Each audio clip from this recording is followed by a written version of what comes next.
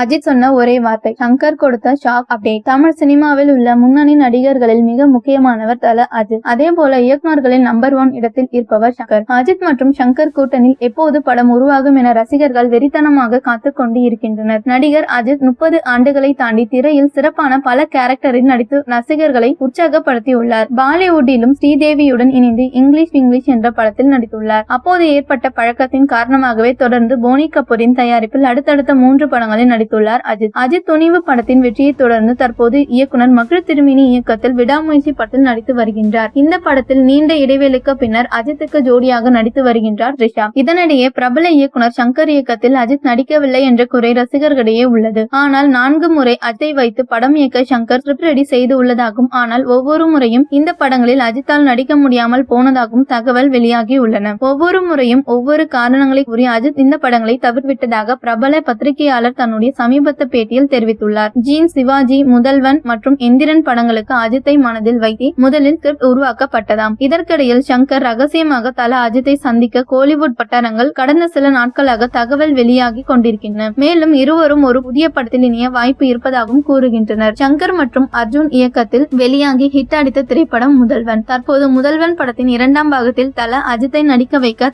சங்கர் ஆசைப்படுவதாக தகவல் வெளிவந்து கொண்டிருக்கின்றன. அஜித் அரசியல் இல்லாமல் தான் நடிப்பார் என்பதும் அனைவரும் அறிந்த ஒன்றுதான். அஜித் ஓகே சொன்னால் எப்போதுமே சங்கர் தயார்தான் என கூறப்படுகிறது. வதந்தியாக இருந்தாலும் அஜித் சங்கர் கூட்டணி இணைந்தால் நன்றாக இருக்கும் என்பதுதான் ரசிகர்களின் கருத்து.